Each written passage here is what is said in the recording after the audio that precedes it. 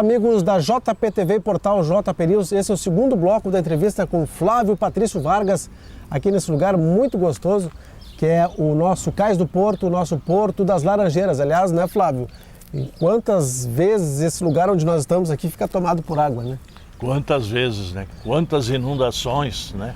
E seguramente vamos ter ainda. Tomara, Adriano, que dê certo esse projeto, né, de aliviar, vamos falar aliviar, diminuir as cheias do nosso Vale do Caí, do Baixo Caí, né? Que isso aqui está em tempo de ser resolvido e eu acho que o homem tem competência, tem inteligência para resolver isso aí. Eu me recordo, eu também era piazito, quando o teu saudoso pai, Dr. Hélio Alves de Oliveira, foi o pioneiro a levantar a bandeira para diminuir. Tem gente, não, vai acabar com... Não, não vai acabar, isso é impossível. Mas se diminuir 20%, 30% as cheias do Rio Caí, já é a glória para nós. É verdade. Tá certo. Bom, Flávio, tu és natural de Montenegro? Graças a Deus. Nasceu aonde? Eu nasci ali na rua Assis Brasil, quase na esquina da José Luiz. Ali era uma chácara, a casa do meu avô, o Patrício Vargas, e ali morava o meu avô, minha avó, meu pai, minha mãe, né? Ali eu nasci, neto único do seu Patrício Martins de Vargas. Nasci no dia do aniversário dele, quando ele fazia 50 anos, e ganhei de presente o nome dele. Que maravilha. Nasceste, logicamente, no Hospital Montenegro, na época das chuestas, era isso? Eu nasci em casa. Ah, nasceu em casa? Eu nasci em casa, eu nasci de parteira. Nada a ver com o hospital, então, de parteira? Não, nasci de parteira. A dona Jupira foi quem me atendeu e os meus filhos, meus 3 filhos, também nasceram em Montenegro. Eu morava fora de Montenegro, eu morei muitos anos fora trabalhando, né? Então, eu morava em Florianópolis, morei muitos anos em Florianópolis, mas na época de nascer, os meus 3 filhos, eu trazia para Montenegro 1 mês, 2 meses antes, e todos nasceram aqui e atendidos pela parteira. Atendidos pela parteira. Quem foi que fez o parto dos teus filhos, Flávio? Lembra o nome dela? O meu eu sei que foi a dona Jupira, e o deles foi uma parteira muito famosa que tinha aqui, que era até parente da minha mulher. E o nome dela... Olha, eu não entro agora o nome dela, mas eu tenho guardado lá em casa, nos meus guardados, eu tenho um papelzinho assim, escrito à mão, um papel de caderno, escrito à mão, mas que tem um valor muito grande para mim.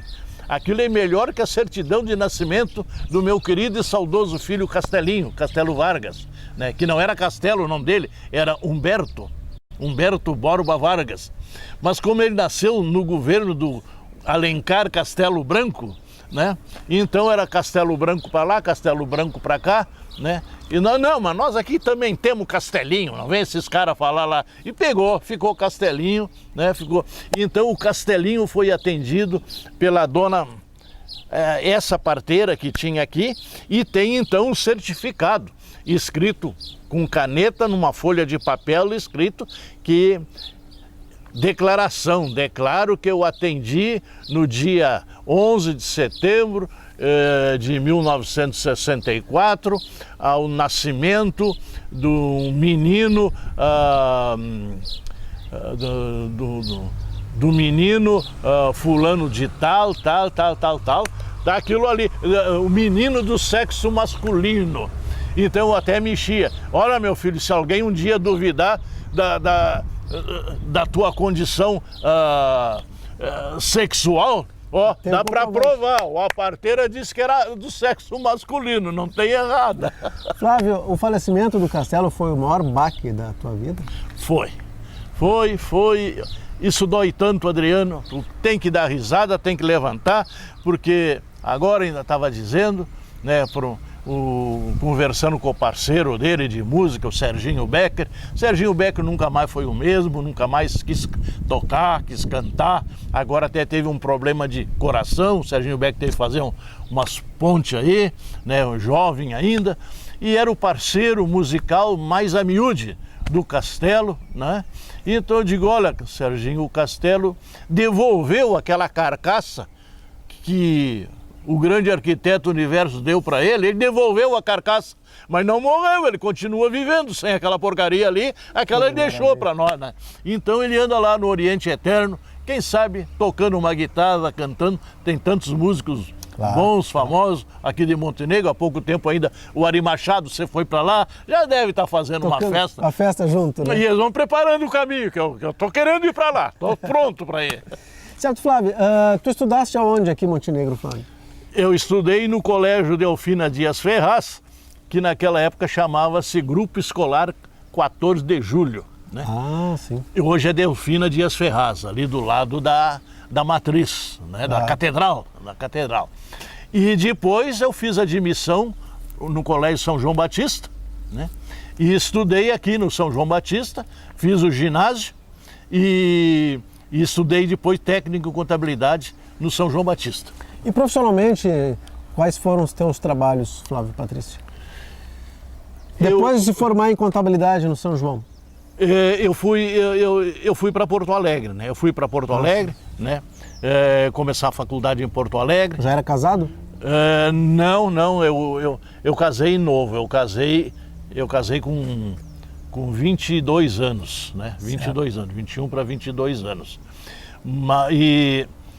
E daí eu sentindo mais responsabilidade, veio ofertas de empregos, trabalhando em multinacional, como representante comercial, como viajante. E daí eu larguei tudo e fui atender esse chamado. E ali eu passei o resto da minha vida. Eu trabalhei em umas 4, 5 multinacional, trabalhei em empresa nacional grande como a Semiato, né? Sempre no comando, sempre em cargos de chefia, empresas que eu tenho uma saudade muito grande, né? Então meu primeiro emprego foi na Blenco. A Blenco, ela tinha por símbolo 4 marrequinha, que era a caixa postal dela, 2222. E então naquela época me deram um Jeep 0 km, né? Me deram, para te ter uma ideia, eu ganhava, vamos dizer, um salário trabalhando na metalúrgica Valig. Eu trabalhava de dia na metalúrgica Valig, no setor de contabilidade, e à noite eu estudava, né? E eu não ganhava mal, eu ganhava em torno de uns 22, 24 mil reais por mês. Esse convite que me veio para ir para Blenco, eu passei a ganhar 60 mil fixo, e mais prêmio de comissão e mais um carro 0 km para mim viajar, que era um Jeep 0 pau tirado. Eu fui buscar na importadora americana, que a firma comprou, e fui morar em Santa Catarina, em Florianópolis. Então lá, os meus filhos foram feitos lá, só nasceram aqui, né? Então lá eu fiquei uns 8 anos em Florianópolis, né? Viajando 3 anos e meio de Jeep. Quem aguentaria hoje viajar de Jeep e ir daqui a Porto Alegre de Jeep, né? 3 anos e era feliz e não sabia, né? Que maravilha. Tá certo. E o teu ingresso no tradicionalismo, como é que se deu, Flávio? Eu até vou te dizer, vou ser meio pretensioso. Eu não ingressei no tradicionalismo, o tradicionalismo que ingressou em mim. É mesmo? Eu não sou filho de CTG, eu sou pai de CTG, né? Porque... Tu não é filiado nem ao CTG? Eu sou filiado, certo. Mas é que eu nasci antes dos CTGs. Antes dos CTGs? Antes dos CTGs eu já era tradicionalista. É mesmo? Dentro da minha casa, meu pai, meu avô, era bota e bombacha, né? Era bota bombacha, era tradição, era o que se faz hoje de tradicionalismo, se fazia com a maior pureza dentro da minha casa. E naquela época não existiam os CTGs que existem hoje? Não, os CTGs foram criados em 48, né? E foi em 52 que foi o primeiro CTG de Montenegro, né? Que foi o Centro 20 de Setembro de Tradições Gaúchas, que foi criado junto ao Clube 7 de Setembro, certo, né?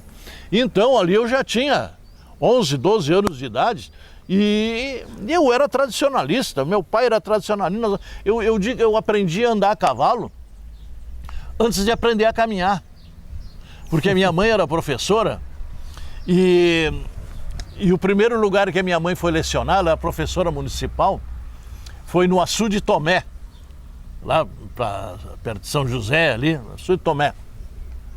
E a minha mãe, então, ficava a semana inteira lá em Açu de Tomé. Ela morava lá numa casa da dona Irma e Oscar Vazum, não esqueço o nome dessa gente, eu era recém-nascido, tu veio, lembro disso aí, né? A família Vazum. Então lá a minha mãe pagava a hospedagem na casa, era uma casa que eu lembro, tenho na minha memória, era uma casa grande de material, daquelas casas colonial alemã, né? E ali a minha mãe ficava de segunda a sábado naquela casa lá, porque ela era professora dali, professora local. Então, para ir, a minha mãe me levava. O meu pai trabalhava aqui em Montenegro, né? E a minha mãe me levava no colo, a cavalo, até o Açu de Tomé. Então diz que eu dormia e tal, e daí comecei a crescer, né? Já com 2 anos de idade, já estava pesado. O meu avô deu uma petiça, deu uma petiça para minha mãe me carregar, para me levar, deu para mim a petiça. Foi a minha primeira paixão feminina, foi aquela petiça, né? Eu tinha 2 anos de idade. Então disse que eu dormia em cima da petiça, eu não sabia caminhar, eu não tinha 2 anos de idade. E eu dormia em cima da petiça, daí a minha mãe pegava, botava no colo, levava a petiça no cabresto, daqui a pouco eu acordava, despertava, daí ela me pegava de novo, botava na petiça, e assim nós fazíamos a viagem toda a semana. Assim foi, acho que um torno dos 2 anos, né? Então eu posso dizer com certeza que eu aprendi a andar a cavalo antes de aprender a caminhar. E a minha mãe também, eu tenho fotografia que prova isso aqui, que a minha avó também, minha avó foi 42 anos professora aqui em Montenegro, em toda essa colônia, de Alta Feliz, Baixa Feliz, tudo para cá. Tem no Montenegro, de ontem e de hoje, tem a fotografia da minha avó, junto com seus alunos no colégio de São José do Maratá. Está escrito no quadro negro, professora Emília Finger, que era minha avó, Emília Finger de Oliveira, que casou com o Alves de Oliveira, né? Que era o meu avô, que era irmão do teu avô. Tu veja o nosso laço de família, o pai do teu pai, Romário? O Romário era irmão escapou o nome do meu avô, agora que a gente vai falando, vai atropelando as palavras, claro. Né? Enfim, teu avô. Meu avô eram irmãos, né? Então a avó era alemã, né? Finger foi o primeiro Finger que veio para o Brasil, eram meus bisavós, né? Então tudo que é Finger no Brasil, dizia minha mãe, são parentes, né? E então a minha avó lecionava cítara, lecionava harpa. Primeiro ela tinha que alfabetizar em alemão as crianças na colônia, porque as crianças não sabiam dizer nada em português, claro, né? Então ela alfabetizava primeiro em alemão e depois alfabetizar em português, né? Para poder alfabetizar as crianças, né? 42 anos ela foi professora. E ela foi professora há muitos anos aqui na fazenda Paquete, aqui na Fazenda Paquete, já tinha uma balsa maior, já não era mais a balsa do Tristão José Fagundes, era uma balsa grande do seu Maneca do Passo. Seu Maneca do Passo era o balseiro, foi mais de 60 anos o balseiro aqui. Tem um filho dele que mora aqui na rua, nessa rua aqui, aquela rua que sobe ali a... Cis Brasil não? Não, a outra depois, que vai dar nos fundos do hospital. Apolinário? Apolinário de Moraes. Ele mora lá naquela lomba da Apolinário de Moraes, à direita, mora o filho do seu Maneca do Passo, né? Então, maravilha. A minha avó lecionava, ia de charrete, todos os dias, lá na Fazenda Paquete, lecionar. Daí a minha avó adoeceu. A minha avó foi a primeira professora formada com o curso normal, normalista, que chamavam naquela época, né? Em Montenegro, foi ela. E daí a minha avó ficou doente, teve de licença e não tinha professora para ir lá. A minha mãe era adolescente ainda, e daí o prefeito, intendente da época, Mas por que não bota a Célia, tua filha, no teu lugar? A minha mãe já estava se preparando para ser professora. E daí a minha mãe passou aí no lugar da minha avó. Só que a minha mãe ia a cavalo também. Ia montada a cavalo de bombacha. E eu tenho fotografias disso aqui. A minha mãe atravessava a balsa aqui sem apear do cavalo. O cavalo em cima da balsa, ela não apeava, que ela dizia, queria que ela apeasse, que era o normal, né? Mas ela, não, eu domino melhor o cavalo eu estando montado, né? E ia numa disparada para lá e voltava numa disparada para cá, né? E essa teoria eu falei no Maneca do Passo, né? O filho dele que está aqui, ele está registrado no cartório aqui, e são coisas que pesquisas que eu busco para justificar o meu pensamento que Passo do Manduca é do outro lado do rio. Passo do Manduca nunca foi do lado de cá do rio. Nós não temos nada que ver com o tal de Coronel Manduca. Passo do Manduca, o filho do Maneca do Passo, esse balseiro, nasceu do outro lado do rio. Está na certidão de nascimento dele. Nascido em Passo do Manduca, sexto distrito de São Sebastião do Caí. Está no registro, lá era São Sebastião do Caí. Hoje Manduca, Passo do Manduca, é o 4º distrito de Capela de Santana. Não pertence a Montenegro. Então aí vem outra injustiça. Nós não botamos o nome do fundador de Montenegro, o Tristão José Fagundes, nessa rua, e botamos o bairro chamado bairro Manduca. Que não tem nada a ver com Montenegro. Que não tem nada a ver com Montenegro, e omitimos o nome do Tristão José Fagundes. Tá certo, esse foi o bate-papo então com o Flávio. Flávio, foi um prazer enorme bater esse papo contigo, conhecer um pouquinho mais a tua história aqui na entrevista na Beira do Rio. Muito obrigado pela participação, Flávio. Eu que agradeço, vocês me tratam com muito carinho, né? Então eu agradeço essa atenção de vocês. Isso me sensibiliza, porque essas são oportunidades de um convívio amigo, familiar que a gente tem aqui na nossa cidade, né? E eu tenho muito orgulho da minha terra, tenho muito orgulho de Montenegro. Eu viajei esse Brasil todo, trabalhando, conheci, mas o meu sonho sempre era poder voltar para Montenegro, né? E aqui fincar com as minhas origens até o final da minha existência, né? Se 1000 vidas eu tivesse e mandasse meu destino, renasci em todas elas, de novo montenegrino. Que maravilha! Tá aí então o poeta Flávio Patrício Vargas. Muito obrigado pela audiência de vocês. Esse foi mais uma entrevista aqui na Beira do Rio, nesse lugar maravilhoso que é o Porto das Laranjeiras. Até mais, pessoal.